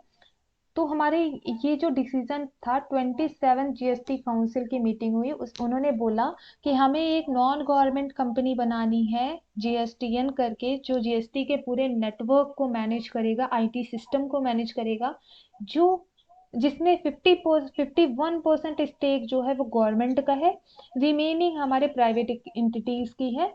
अब इसका काम क्या होगा, ये सपोज जीएसटीएन है, जीएसटी का कॉमन पोर्टल है, टैक्सेबल पर्सन इस पे जाएगा, जिसको टैक्स देना है वो भी इस पे जाएगा, जाके रजिस्ट्रेशन करेगा, रिटर्न फाइल करेगा, पेमेंट करेगा, क्रेडिट का सेटलमेंट करेगा, एनालिटिक्स कुछ और है तो वो भी करेगा, ठीक है। सिमिलरली टैक्सेबल अथॉरिटी भी यहीं पे जाके, यही सेम पोर्टल पे जाके टैक्सेबल अथॉरिटी जो इन्होंने रजिस्ट्रेशन किया है उसका अप्रूवल करेंगे, असेसमेंट करेंगे, रिफंड्स को देखेंगे, ऑडिट एंड इन्फोर्समेंट देखेंगे, एडजक्शन देखेंगे, रिकवरी एनालिटिक्स देखेंगे। तो दोनों taxable person and tax authority एक कॉमन प्लेटफॉर्म पे जाकर एक दूसरे की एक्टिविटीज को देख सकते हैं, और टैक्सेबल अथॉरिटी उसको रेगुलेट कर सकती है टैक्सेबल पर्सन के टैक्स की एक्टिविटीज को। अब पूरा जीएसटीएन का नेटवर्क जो है वो मैनेज किया किसके द्वारा होता है, इंफोसिस के द्वारा होता है। इनका जो यूआरएल है वो क्या है, www.gst.gov.in। कोई भी कॉम्प्लेक्सिटी नहीं है, सिंपल सा जैसे गवर्नमेंट की साइट्स का यूआरएल होता है वही है। आते हैं बाकी अपने डेफिनेशंस पे। GSP and ASP, GSP and ASP, GST सुविधा प्रोवाइडर्स, ये एक एप्लीकेशन है जो यूज किया जाता है टैक्स पेयर्स के द्वारा जीएसटीएन से इंटरेक्ट करने के लिए। देखिए जीएसटी के सुविधा प्रोवाइडर्स रहते हैं, अगर आपको बहुत कॉम्प्लेक्सिटी हो रही है अपना रिटर्न फाइल करने में, टैक्स को पे करने में, ब्ला ब्ला, तो आप जीएसटी सुविधा प्रोवाइडर्स से हेल्प ले सकते हैं। वो आपको एक रेडीमेड फोरम बना के देंगे, रेडीमेड ऐप बना देंगे आपके पर्टिकुलर कंपनी के लिए, बिजनेस के लिए, जिसपे जाके आपको without any complexity simple return आप फाइल कर सकते हैं, सिंपल आप जीएसटी की एक्टिविटीज को मॉनिटर कर सकते हैं अपनी। National anti profiteering authority, national anti profiteering authority क्या होता है, was constituted under GST anti profiteering law, GST के एंटी प्रॉफिटेरिंग लॉ के अंदर बनाया गया है। जीएसटी के अंदर जितनी भी अनफेयर प्रॉफिट मेकिंग एक्टिविटीज होती हैं, किसी भी प्रोडक्ट पे जीएसटी सपोज 12% लगनी थी, किसी ने 18% लगा के उसको सेल कर दी है, तो जितनी भी अनइथिकल एक्टिविटीज होनी होती है जीएसटी के अंदर, वो सारी चीजें कंट्रोल कौन करता है, एंटी प्रॉफिटेरिंग अथॉरिटी करता है, रेगुलेट भी यही करता है। जीएसटी के प्रैक्टिशनर्स कौन से होते हैं, जीएसटी प्रैक्टिशनर्स देखिए जितने भी कॉमर्स बैकग्राउंड के स्टूडेंट हैं, बिजनेस एडमिनिस्ट्रेशन के हो गए, ये सारे लोग जीएसटी प्रैक्टिशनर्स के लिए एलिजिबल हैं, ठीक है। इसके लिए गवर्नमेंट एक एग्जाम कराती है, if you clear that exam government will certify you as a GST practitioner for 3 year, ठीक है। उसके बाद आपको फिर से एग्जाम देना होगा, इसके बीच में भी गवर्नमेंट आपका एग्जाम बीच बीच में लेती रहेगी कि आपको जीएसटी के बारे में नॉलेज है या नहीं है। तो जीएसटी प्रैक्टिशनर्स का वर्क क्या है, जिसको भी रिटर्न फाइलिंग करने में दिक्कत आ रही है, किसी भी सब्जेक्ट से रिलेटेड दिक्कत आ रही है, तो जीएसटी का जो नेटवर्क है जीएसटीएन, यहाँ पे आके आपका यहाँ पे सारा क्रेडेंशियल लिखा रहेगा, वो जाके किसी भी जीएसटी प्रैक्टिशनर से हेल्प ले सकता है। रिवर्स चार्ज मैकेनिज्म क्या कहता है कि यहाँ पे जो जीएसटी के अंदर है लाइबिलिटी टू पे टैक्स जो है, लाइबिलिटी जो है वो किसकी है, रेसिपिएंट ऑफ द सप्लाई की है। और इसको पे कौन करता है, जो हमारा सॉरी जो हमारा लाइबिलिटी है वो सप्लायर की है, लेकिन पे कौन करता है, हमारा रिसिपिएंट करता है। वही चीज यहाँ पे लिखा गया है कि रिवर्स चार्ज मैकेनिज्म है, लेवी किसी और पे होगा और पे कोई और करेगा। ट्रीटमेंट ऑफ एक्सपोर्ट, देखिए ये दोनों जान लेना क्यों जरूरी है, क्योंकि एक्सपोर्ट्स पे यहाँ पे लिखा गया है जीरो रेटेड सप्लाई। एक्सपोर्ट को ट्रीट किया जाता है जीरो रेटेड सप्लाई, मतलब कोई भी जीएसटी एक्सपोर्ट्स पे नहीं लगती है। No tax will be payable on export of goods and services, however credit on input tax credit will be available and the same will be available as refund to the exporters. ठीक है, कोई भी tax आपको पे करने की जरूरत नहीं है if you want to export your product outside India. ठीक है, जबकि आप इनपुट टैक्स क्रेडिट ले सकते हैं। ठीक है, ये आगे हम देखेंगे कि इनपुट टैक्स क्रेडिट क्या होता है। Treatment of import of goods and services will be treated as inter state supplies. जो इंपोर्ट होता है, जो हम फॉर्मूला यूज करते हैं इंटर स्टेट के लिए, मतलब दिल्ली का प्रोडक्ट यूपी में आया या यूपी का प्रोडक्ट दिल्ली में गया, जो मैकेनिज्म यूज होता है वही मैकेनिज्म यूज करते हैं इंपोर्ट के लिए भी। बाहर से प्रोडक्ट आपने, जैसा कि मैंने इंटर स्टेट में बताया था कि एक कंट्री से प्रोडक्ट दूसरी कंट्री में आया, वहां पे भी सेम आईजीएसटी लग रहा है, सेम वही मैकेनिज्म फॉलो हो रहा है जो कि एक स्टेट से दूसरे स्टेट आने पे होता है। वही चीज यहाँ लिखा गया है। ये हमने देख लिया था जीएसटीएन के बारे में। जीएसटी काउंसिल को देखते हैं। Article 279 A of the constitution, article 279 जो कॉन्स्टिट्यूशन का है, वो हमारे प्रेसिडेंट को ये पावर देता है कि आप जीएसटी काउंसिल का फॉर्मुलेशन करें, या कोई भी ऐसी काउंसिल जो हमारे इंडिया में टैक्स को रेगुलेट करने के लिए बनानी है वो बना सकते हैं। ठीक है, यूनियन फाइनेंस मिनिस्टर जो कि हमारा निर्मला सीतारमन जी हैं, उन वो इस टाइम चेयरमैन है, मतलब जो भी यूनियन फाइनेंस मिनिस्टर होगा पूरे कंट्री का, वो चेयरमैन होगा जीएसटी काउंसिल का। मिनिस्टर्स जो सारे स्टेट के फाइनेंस मिनिस्टर्स होंगे, सारे स्टेट के अपने अलग अलग फाइनेंस मिनिस्टर्स होते हैं या टैक्सेशन के मिनिस्टर्स होते हैं, रेवेन्यू के अलग बनाए जाते हैं। तो देखिए जितने भी फाइनेंस मिनिस्टर्स स्टेट के हुए सब नॉमिनेटेड मेंबर्स मिनिस्टर्स होंगे, उनके पास वोटिंग राइट होगा। नॉमिनेटेड मिनिस्टर्स मतलब वोटिंग राइट उनके पास होगा। चेयरमैन कौन हुआ, यूनियन फाइनेंस मिनिस्टर्स। जो सारे स्टेट के मिनिस्टर हुए वो हमारे नॉमिनेटेड मिनिस्टर्स हो गए। Union ministers of state of revenue of finance, जो हमारे यूनियन मिनिस्टर्स हो गए स्टेट ऑफ रेवेन्यू के, वो भी मेंबर होंगे। सेक्रेटरी ऑफ रेवेन्यू और ex officer secretary as ex officer secretary of GST council, जो रेवेन्यू के सेक्रेटरी होंगे वो एक्स ऑफिसर सेक्रेटरी होंगे हमारे जीएसटी काउंसिल के। सिमिलरली जो चेयरपर्सन होंगे सेंट्रल सीबीआईसी के, central board of indirect taxes and custom, उन्हें परमानेंट इनवाइटी के रूप में रखा जाएगा, उनके पास वोटिंग राइट नहीं होगा।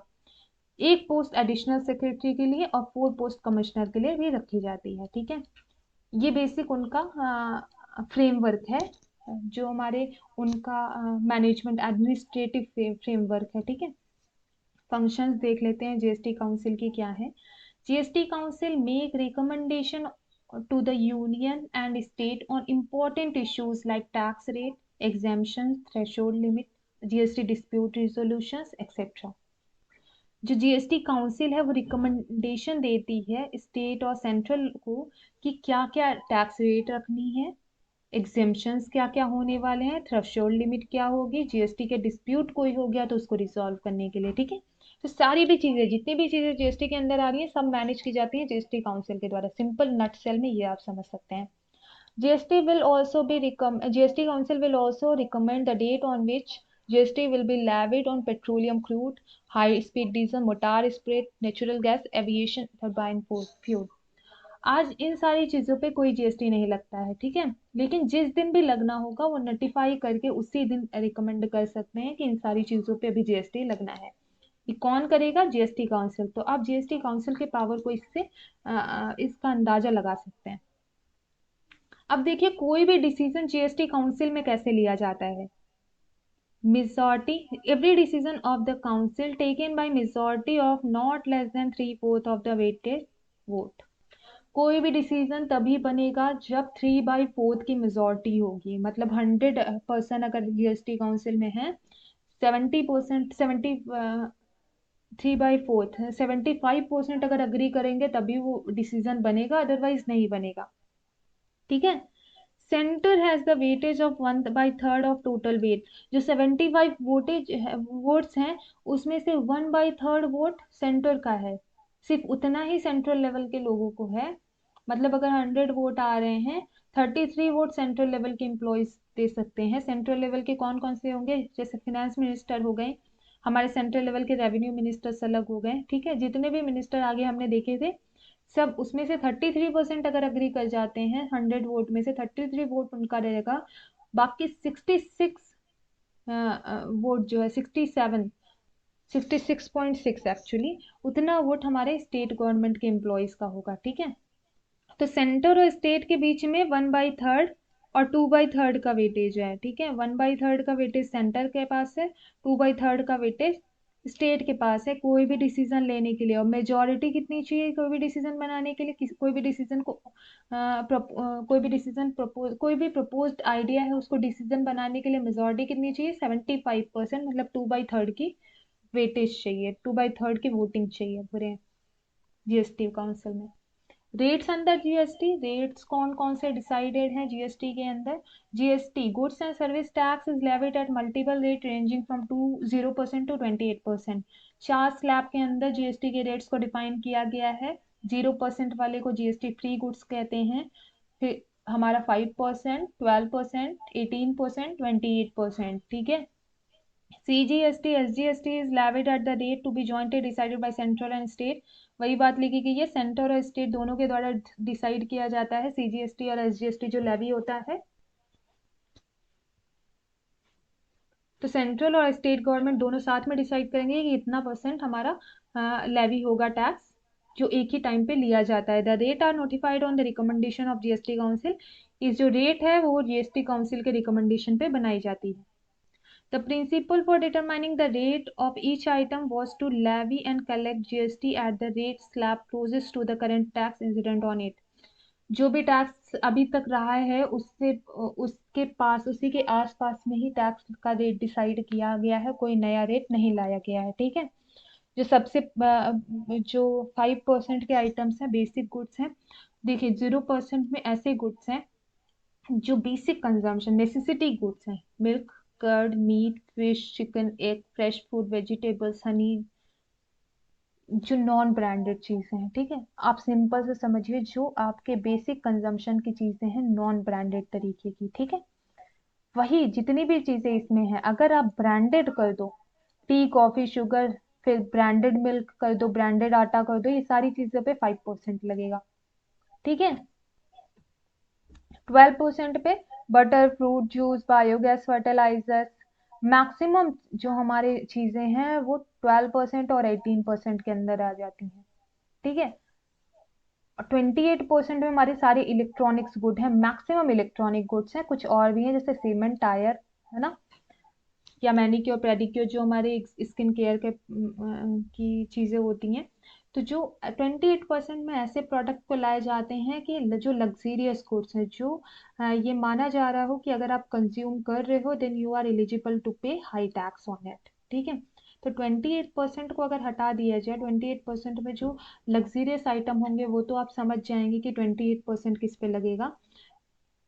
0% जो बेसिक नेसेसिटी के गुड्स हैं, अगर बेसिक नेसेसिटी के गुड्स दिखें समझ जाइए 0% है। ठीक है, पूरा तो आप एक एक गुड्स को नहीं याद कर सकते ना, इसीलिए आपको कुछ तो ऐसे ट्रिक बना के याद करना होगा। 5% पे जो भी ब्रांडेड चीजें हो गई, T, coffee, sugar, milk, milk भी हो गया जो ब्रांडेड हो गया। ठीक है, या मिल्क से रिलेटेड फूड जितने हो गए, ठीक है, मेडिसिन हो गया, तो जो भी ब्रांडेड चीजें हैं वो हमारे 5% में आ गई। सिमिलरली 12% और 18% में हमारी मैक्सिमम चीजें जो बेसिक रूटीन के लिए जरूरी हैं।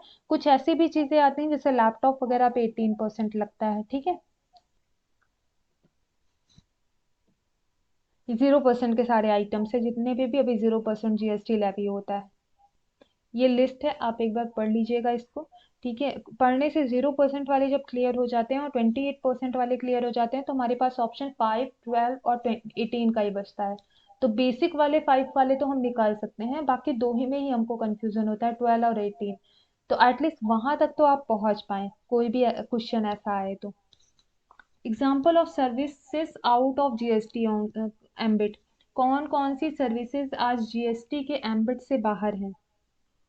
Services by way of renting of residential dwell for use as residence. अगर आपने कोई रेसिडेंशियल बिल्डिंग बनाई है और आप अपने रेसिडेंस के लिए भी यूज कर रहे हो और आपने रेंट भी दिया है, ठीक है, आपने 3 फ्लोर की बिल्डिंग बनाई, फर्स्ट फ्लोर पे आप रह रहे हो, बाकी 2 फ्लोर आपने रेंट पे दिया है, तो उस पे जीएसटी कोई नहीं लगेगा। ठीक है, लेकिन अगर आपने पूरी बिल्डिंग बना के दे दी थी रेंट पे, तो वहां पे जीएसटी लगेगी।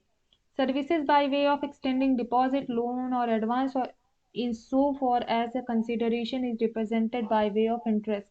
देखिए, जो आपने लोन वगैरह लिया है ना, उस पे जो इंटरेस्ट दिया उस पे हमारा जीएसटी नहीं लगेगा। जो एजुकेशनल इंस्टीट्यूशंस प्रोवाइड करते हैं, है ना, या जो फैकल्टीज स्टाफ प्रोवाइड करते हैं सर्विसेज, उस पे कोई जीएसटी नहीं है। जो हमारा कोर्ट ट्रिब्यूनल सर्विसेज या जितने भी district court, high court, supreme court, ये सारी जो सर्विसेज हमको प्रोवाइड करते हैं उन पे कोई जीएसटी नहीं लगता है। Transmission and distribution of electricity, electricity के ट्रांसमिशन पे और डिस्ट्रीब्यूशन पे, या जो भी आप इंफ्रास्ट्रक्चर यूज कर रहे हैं, है ना, रोड वगैरह यूज कर रहे हो, उन पे भी कोई जीएसटी नहीं लग रहा है। ठीक है, क्योंकि इसका फंडा सिंपल सा है कि ये सारी चीजें तो आप ही के लिए बनाई गई हैं। इलेक्ट्रिसिटी हमको प्रोवाइड करना है आपको, रोड वगैरह आपके ही टैक्स से बनाया गया है, तो हम वापस से टैक्स इस पे क्यों लेंगे। Services relating to cultivation of plant and rearing of all life form of animals. देखिए, कोई भी एनिमल्स का आप पालन पोषण करें, कोई भी एनिमल्स की हस्बेंड्री खोल लें, वहां पे जीएसटी नहीं लगेगा। सिमिलरली, आपने प्लांट के कल्टीवेशन के का काम स्टार्ट किया, वहां भी जीएसटी नहीं लगेगा। लेकिन सिर्फ हॉर्स के पालन पोषण, हॉर्स के रेयरिंग पे जीएसटी लगता है। ठीक है, क्योंकि हॉर्स से ही वैक्स बनाया जाता है। जो हमारे एक पुणे वाला है, उन वो वैक्सीनेशन ही बना के इतने रिच हो गए हैं। तो तब जो भी बिजनेस है, अच्छे अच्छे अच्छे खासे बिजनेस चल रहे हैं हॉर्स के बेसिस पे, तो इसीलिए हॉर्स पे जीएसटी लगता है अगर हॉर्स का की रेयरिंग आप कर रहे हो तो। सिमिलरली, जो रिजर्व बैंक ऑफ इंडिया या फॉरेन डिप्लोमेटिक मिशन लोकेटेड है इंडिया में, उनके द्वारा कोई भी सर्विसेज प्रोवाइड किया जाता है, वो हमारे जीएसटी के एम्बिट से बाहर है, उन पे कोई भी जीएसटी नहीं लगेगा। जीएसटी के रजिस्ट्रेशन की बात कर लेते हैं। ठीक है, ये आप लोगों ने अभी तक नहीं पढ़ा होगा, तो पहली बार हम इसको पढ़ रहे हैं। ठीक है, GST registration. What is the GST regime?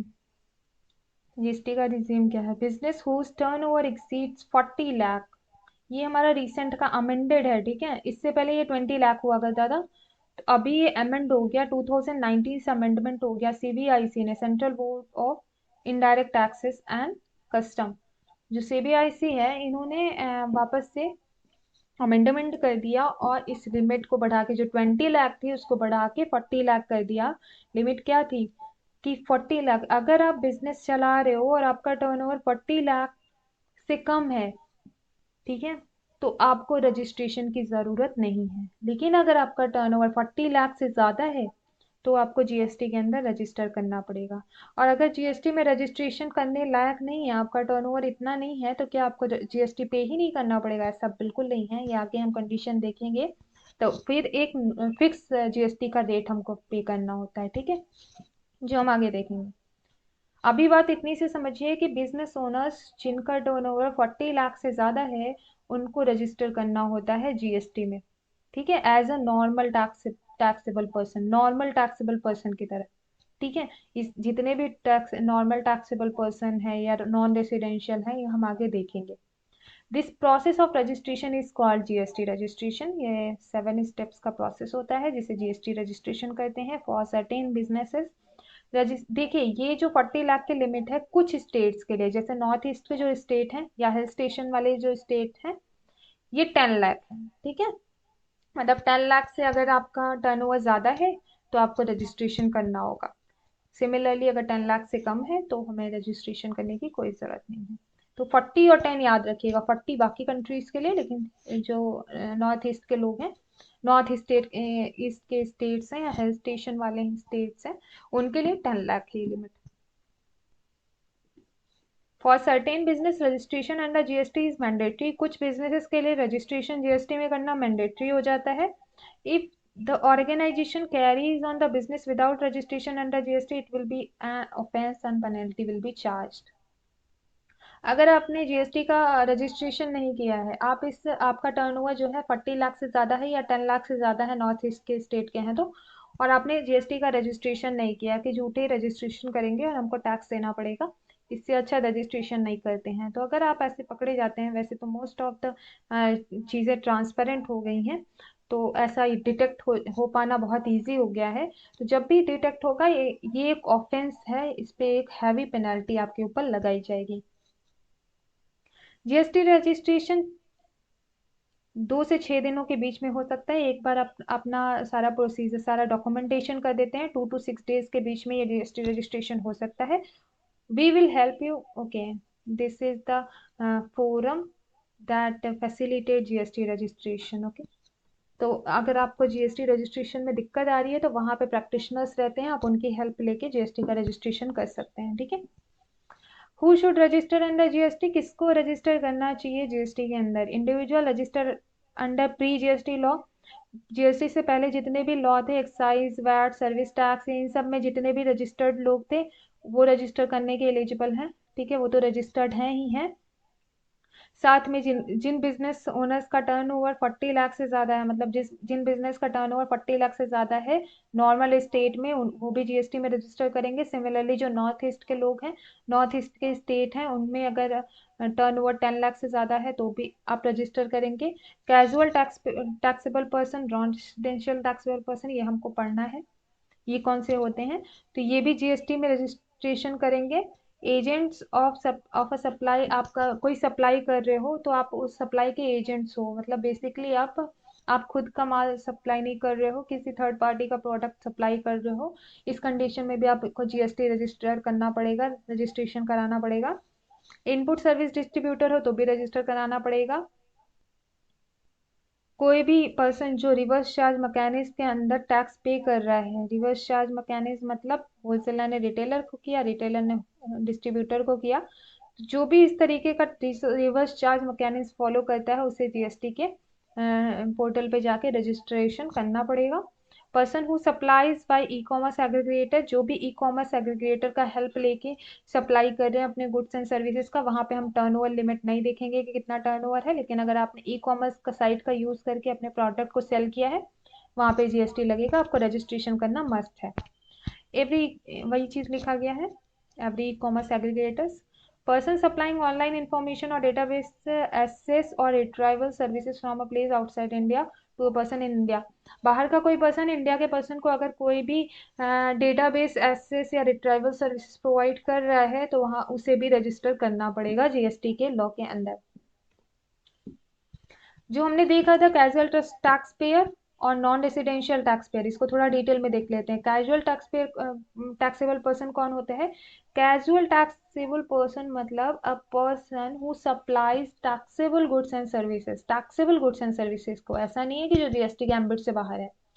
Occasionally in taxable territory, India में कोई person occasionally occasionally goods and services पे कर रहा है, कोई कंटिन्यूअस बेसिस में नहीं कर रहा है। ठीक है, हाँ, मेरा कोई बिजनेस है, मैं कभी कभार उसकी सेलिंग कर रही हूँ, हालांकि मेरा टर्नओवर ज़्यादा है, लेकिन मैं कभी कभार सेल कर रही हूँ, ओकेजनली कर रही हूँ, रेगुलर नहीं कर रही हूँ, तो उसका कोई एक फिक्स प्लेस नहीं होता है बिजनेस का, मैं घूम घूम के कर रही हूँ। ठीक है, मैंने आज यहाँ किया, मैंने आज इंडिया में किया, कल दूसरी जगह किया, सिमिलरली आज मैंने इस स्टेट में किया, कल दूसरे स्टेट में करूँगी, तो मैं रजिस्ट्रेशन कहाँ पे कर रहा हूँ? मैं सपोज यूपी में प्रोडक्ट सेल कर रही हूँ, फिर दिल्ली में कर रही हूँ, फिर नोएडा में कर रही हूँ, सिमिलरली ऐसे ही हम डिफरेंट डिफरेंट जगह पे जाके अपना प्रोडक्ट मैं सेल कर रही हूँ, तो मैं रजिस्ट्रेशन कहाँ कराऊँ? तो मुझे रजिस्टर करना होगा as a casual taxable person की तरह। The person can act as a principal or agent in any other capacity, supply goods or services for furtherance of business. हाँ, ऐसा मान लिया जाएगा कि आपने ये काम बिजनेस को आगे करने के लिए किया है, इसीलिए आपको पेमेंट या एजेंट के अंडर में, मतलब इस कैटेगरी में आके रजिस्ट्रेशन कर दिया जाएगा आपका। वही चीज यहाँ लिखा गया है। मिस्टर रवि है, उनका प्लेस ऑफ बिजनेस बैंगलोर में है, लेकिन वो मैनेजमेंट की कंसल्टेंसी सर्विसेज प्रोवाइड करते हैं बाकी स्टेट्स में भी, ठीक है, घूम घूम के। उनका कोई पर्टिकुलर प्लेस ऑफ बिजनेस नहीं है, तो उनको रजिस्टर करना होगा कैजुअल टैक्सेबल पर्सन के बेसिस पे इन हैदराबाद, ठीक है। अगर वो हैदराबाद में सर्विसेज प्रोवाइड कर रहे हैं, थोड़े टाइम के लिए प्रोवाइड करेंगे, आगे वो किसी और स्टेट में जाएंगे, तो हैदराबाद में वो as a casual taxable person tax को पे करेंगे। सिमिलरली ये आते हैं दिल्ली में, वापस दिल्ली में ये रजिस्ट्रेशन करेंगे as a casual taxable person, ठीक है। तो जहां भी ये जाएंगे as a casual taxable person करके रजिस्ट्रेशन करके जीएसटी पे करेंगे। Non resident taxable person, non resident taxable person कौन होते हैं? Goods and service law has defined non residential taxable person as a person whose occasionally undertake transactional activities in the country. देखिए, बाहर के लोग हैं, जैसा कि मैंने एग्जांपल दिया कि सपोज कनाडा का कोई है और वो कभी कभार कोई ट्रांजेक्शन कर रहा है, कोई गुड्स एंड सर्विसेज को सेंड कर रहा है इंडिया में, तो इंडिया में एक फिक्स प्लेस उसका बिजनेस का नहीं है इंडिया में, ठीक है, लेकिन वो इंडिया में बिजनेस कर रहा है, तो उसे नॉन रेसिडेंशियल टैक्सेबल पर्सन की कैटेगरी में आके रजिस्टर करना होगा। सेक्शन नंबर 24 जो हमारे जीएसटी एक्ट का है, वो registration of non residential taxable person की बात करता है कि उनको भी रजिस्टर करना होगा। Documents required for GST registration, कौन कौन से डॉक्यूमेंट्स रिक्वायर्ड होते हैं हमारे जीएसटी के रजिस्ट्रेशन के लिए? पैन कार्ड, ये तो मैंडेटरी है, कोई भी टैक्स आप पे करेंगे जाएंगे। आधार कार्ड जो आपका आइडेंटिटी प्रूफ है। प्रूफ ऑफ बिजनेस रजिस्ट्रेशन और इनकॉर्पोरेशन सर्टिफिकेट, आपके बिजनेस का रजिस्ट्रेशन का certificate. Identity and address proof of the promoters, director and with photograph, ठीक है, जितने भी प्रमोटर्स हैं, जितने भी डायरेक्टर्स हैं, उनका आइडेंटिटी प्रूफ फोटोग्राफ के साथ। एड्रेस प्रूफ भी चाहिए, बैंक अकाउंट की डिटेल भी चाहिए, और इसके साथ साथ डिजिटल सिग्नेचर भी चाहिए, और लेटर ऑफ ऑथराइजेशन चाहिए जो board resolution of authorise signatory issue करती है, ठीक है। पेनल्टी की बात करते हैं कि ये सारे तो डॉक्यूमेंट रिक्वायर्ड हो गया रजिस्ट्रेशन पे। अगर आपने बोला हम हमें कौन देखने आ रहा है, हमें जीएसटी रजिस्टर ही नहीं करना है, ठीक है, तो 10,000 का मिनिमम, 10,000 का आपका आपके ऊपर 10% का पेनल्टी लग सकता है आपके पूरे टर्नओवर पे। अगर आपका टर्नओवर 10 लाख का है, 10% लगेगा, 10,000 आ गया। 10 लाख का 10% 1 लाख हुआ, 1 लाख का पेनल्टी आ गया। तो वही चीज लिखा गया है, या तो 10% ऑफ द टर्नओवर लगेगा या तो 10,000 लगेगा, जो भी इसमें कम होगा वही लगेगा। तो अगर 1 लाख आ गया तो 1 लाख ना लेके 10,000 ले लेंगे, ठीक है। सिमिलरली अगर ये 5,000 आता तो 5,000 ना लेके 10,000 ले लेते हैं। 5,000 आता तो 10,000 ही लेते। लेकिन अगर ये 10,000 से ज्यादा आ गया तो एक लिमिट सेट कर दी गई कि 10,000 ही पेनाल्टी लेंगे, 1 लाख नहीं लेंगे, ठीक है। मतलब 10% या 10,000 में से जो भी सबसे कम होगा उसी को हम एज अ पेनाल्टी ले लेंगे, गवर्नमेंट ऐसा कहता है। जीएसटी कंपोजिशन स्कीम, ये आपके फर्स्ट यूनिट का टॉपिक है जो बहुत ही इंपॉर्टेंट है। GST composition scheme is a simple and easy scheme under GST for taxpayers. Small taxpayers can get rid of tedious GST formalities and pay GST at a fixed rate of turnover. देखिए, जो हमारा GST का complex procedure है ना, उतने complex procedure में जाने की जरूरत नहीं है अगर आपका टर्नओवर 1.5 करोड़ से कम है। तो 1.5 करोड़ से ऊपर है तो आप जाइए रजिस्टर कराइए और जीएसटी के सारे फॉर्मेलिटीज को पूरा करिए, सारे मेथड्स को फुलफिल करिए, ठीक है। लेकिन अगर आपका 1.5 करोड़ से कम है आपका टर्नओवर, तो आपको इतना हेडेक लेने की जरूरत नहीं है। गवर्नमेंट ने आपको एक रिलैक्सेशन प्रोवाइड किया है कंपोजिशन स्कीम के अंदर कि आप कंपोजिशन स्कीम को ऑप्ट करिए, और कंपोजिशन स्कीम के अंदर गवर्नमेंट आपका एक fix rate of return fix कर देगी, कितना ही परसेंट रिटर्न आपको अपने टर्नओवर का देना है हमको, ठीक है। कंपोजिशन स्कीम कौन कौन सी चीजों के लिए नहीं लगेगा? आइसक्रीम मैन्युफैक्चरर है या पान मसाला टोबैको इन सब बिजनेस में है तो कंपोजिशन स्कीम नहीं ऑप्ट कर सकते हैं। सिमिलरली बिजनेस कोई भी पर्सन अगर इंटर स्टेट सप्लाई कर रहा है, ये मान लिया जाता है कि अगर कंपोजिशन स्कीम फॉलो कर रहे हैं तो आप स्मॉल बिजनेसमैन हैं। स्मॉल बिजनेसमैन के लिए ये पॉसिबल नहीं होता है कि बाहर दूसरे स्टेट्स में जाके सप्लाई कर पाए, ऐसा गवर्नमेंट मानती है। तो इसका मतलब अगर आपने कंपोजिशन स्कीम फॉलो किया है तो इसका मतलब स्मॉल बिजनेसमैन है, स्मॉल बिजनेस आपका है, तो इंटर स्टेट सप्लाईज आपकी नहीं हो रही है। कैजुअल टैक्स पे टैक्सेबल पर्सन और नॉन रेसिडेंशियल टैक्सेबल पर्सन इस चीज़ में एलिजिबल नहीं होते हैं, उनको प्रॉपर रजिस्ट्रेशन कराना ही पड़ेगा। Business which supply goods through e commerce operator, अगर आप अपने गुड्स को ई कॉमर्स ऑपरेटर्स के थ्रू सप्लाई कर रहे हो, ऐसा मान लिया जाता है आपका रीच पूरे इंडिया में है, पूरे even not in India, globalised market आपके लिए है, वहाँ पे इंटर स्टेट सप्लाई क्योंकि आप कर रहे हैं तो ये कंडीशन फुलफिल नहीं होती, इसीलिए आपको कंपोजिशन स्कीम आप ऑप्ट नहीं कर पाते हैं।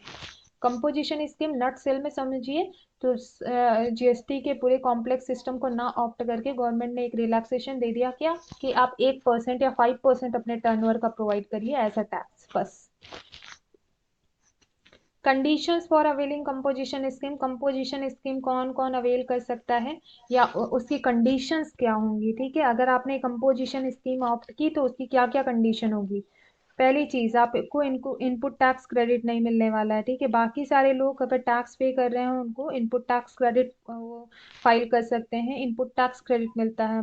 मैन्युफैक्चरर ने सॉरी होलसेलर ने मैन्युफैक्चरर को 20,000 का जीएसटी पे किया तो उसको 20,000 का इनपुट टैक्स क्रेडिट मिल गया, क्योंकि गवर्नमेंट को पता है कि उससे आगे सेल करना है और आगे वो जीएसटी कलेक्ट कर ली जाएगी, ठीक है। लेकिन अगर इसने पे किया, कंपोजिशन स्कीम अगर किसी बिजनेस ने ऑप्ट किया है और उसने कोई जीएसटी जो 5% का या 1% का फिक्स किया है गवर्नमेंट ने, इतना अगर अपने टर्नओवर का पे किया है तो उस पर कोई भी इनपुट टैक्स क्रेडिट का एक्सपेक्टेशन नहीं रखना होगा, मतलब कोई भी इनपुट टैक्स क्रेडिट नहीं मिलेगा।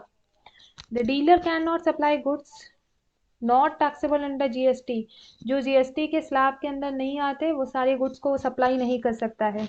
मतलब अगर आपने कंपोजिशन स्कीम ऑप्ट की है तो आप अल्कोहल को सप्लाई नहीं कर सकते हो, पान मसाला सिगरेट ये सारी चीजें सप्लाई नहीं कर सकते हो। टैक्सेबल पर्सन हैज टू पे tax on normal rate for transaction under reverse charge mechanism, reverse charge mechanism को फॉलो करते हुए normal rate of tax transaction पे टैक्स को पे करना होगा, ठीक है।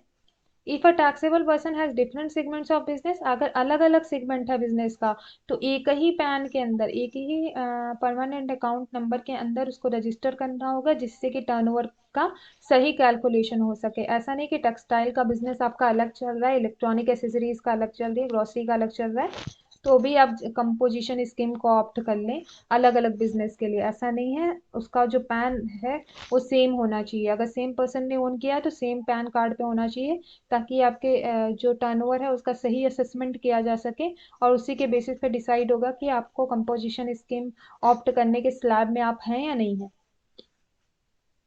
Taxpayer has to mention the word composition taxable person on every notice and sign board, कोई भी नोटिस, कोई भी साइन बोर्ड, कोई भी बिल वो पे कर रहा है, कुछ भी कर रहा है, ठीक है, उसको ये लिखना होगा कंपोजिशन टैक्सेबल पर्सन, ठीक है। तो कंपोजिशन टैक्सेबल पर्सन उसको हर बिल में लिखना है। As per CGST Act 2018, a manufacturer or trader can now also supply services of 5 lakh। देखिए 2018 में एक अमेंडमेंट हुआ जीएसटी लॉ में, जो जो ये राइट देता है कि जो भी कंपोजिशन स्कीम ऑप्ट करते हैं पहले वो सर्विसेज को नहीं सेल कर सकते थे, सिर्फ गुड्स को करते थे। अभी उन्होंने बोला है कि आप सर्विसेज को भी, अगर सर्विसेज का टर्नओवर 5 लाख से कम है तो आप उतना तो शेयर उतना सेल कर सकते हैं, ठीक है। या 10% of the service of your turnover, जो अगर आपका टर्नओवर 5 लाख का है उसका 10% अगर आप उतना सर्विसेज से कर सकते हो, ठीक है, उतना आपके टर्नओवर में कंट्रीब्यूशन सर्विसेज का हो सकता है, या फिर 5 lakh.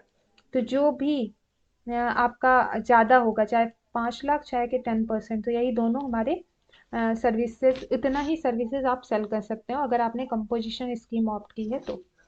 This amendment will be applicable from 1 फरवरी 2019, ये सारी चीज़ें 1 फरवरी से इम्प्लीमेंट होंगी। Composition scheme applicable GST rates, कितने परसेंट पे जीएसटी रेट कितना एप्लीकेबल है, देखिए।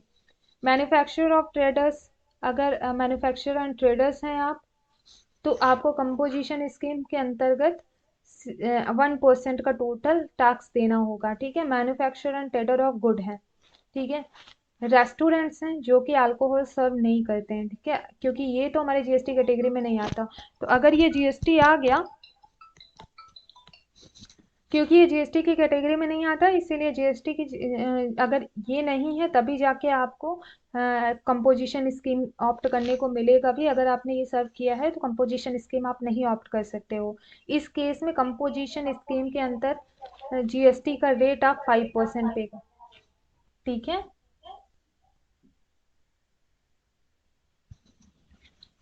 अदर सर्विस प्रोवाइडर्स, बाकी सर्विस प्रोवाइडर्स अगर हैं तो उनको 6% का, सर्विस प्रोवाइडर्स की बात की गई है यहाँ पे। तो सर्विस प्रोवाइडर्स पे थोड़ा ज़्यादा टैक्स लेता है गवर्नमेंट, 6% का लेता है। तो ये याद रखिएगा, नॉर्मल अगर मैन्युफैक्चरिंग कर रहे हैं आप गुड्स एंड सर्विसेज का तो 1% जीएसटी पे करना पड़ेगा। हाफ हाफ हो जाएगा, सेंट्रल गवर्नमेंट हाफ ले लेगी, स्टेट गवर्नमेंट हाफ लेगी। सिमिलरली रेस्टोरेंट बिजनेस है, अगर आप अल्कोहल नहीं सर्व कर रहे हैं तो 5% आप जीएसटी देंगे। अगर अल्कोहल सर्व कर रहे हैं तो आपको कंपोजिशन स्कीम ही नहीं ऑप्ट करने दिया जाएगा। अदर सर्विस प्रोवाइडर्स हैं, कोई सर्विस प्रोवाइडर है तो 6% का जीएसटी एक फिक्स रेट आपके ऊपर लेवी होगा। 3% सेंट्रल गवर्नमेंट ले लेगी, 3% स्टेट गवर्नमेंट ले लेगी। Advantage and disadvantage of composition scheme, क्या क्या एडवांटेज है, कौन कौन से डिसएडवांटेज है हमारे कंपोजिशन स्कीम के। देखिए, अगर आपने कंपोजिशन स्कीम ऑप्ट किया है तो आपको एडवांटेज क्या है, लिमिटेड टैक्स लायबिलिटी, कम टैक्स आपको पे करना पड़ेगा, हाई लिक्विडिटी, क्योंकि आपको अगर कम टैक्स पे करना पड़ेगा, आपके पास कैश ज़्यादा है, कैश ज़्यादा है तो आपकी लिक्विडिटी ज़्यादा है। लेसर कंप्लायंसेस, अननेसेसरी कॉम्प्लेक्सिटीज नहीं है कि रिटर्न फाइल करो, बुक मेंटेन करो, बुक करो, मेंटेन करो, रिकॉर्ड्स को मेंटेन करो, ठीक है, इनवॉइसेस को डालो। तो ये सारी चीज़ें हमको अपलोड करनी होती थी, इनवॉइसेस जो आगे हम सारे देखेंगे। तो ये सारी कॉम्प्लेक्सिटी जो हमारी कंपोजिशन स्कीम जिस बिजनेसमैन ने ऑप्ट की है उनको नहीं करना होता, और सारे कर भी नहीं सकते। जिनका टर्नओवर 1.5 करोड़ से कम है वही सिर्फ ऑप्ट भी कर सकते हैं कंपोजिशन स्कीम। अब डिसएडवांटेज क्या है कि लिमिटेड टेरिटरी ऑफ बिजनेस, अगर आपने यूपी के अंदर ये किया है कंपोजिशन स्कीम ऑप्ट कर सकते हो तो आप यूपी में ही बिजनेस कर सकते हो। दिल्ली में किया है तो दिल्ली में, मतलब एक स्टेट से दूसरे स्टेट में भी नहीं करने दिया जाएगा, ठीक है। कोई भी इनपुट टैक्स क्रेडिट आपके टैक्स पे नहीं मिलेगा। आपने जो भी टैक्स पे किया गवर्नमेंट के डायरेक्ट क्रेडिट हो जाएगा और आपको कोई भी क्रेडिट इसके रिटर्न में नहीं मिलेगा। The taxpayer will not be eligible to supply non taxable goods under GST।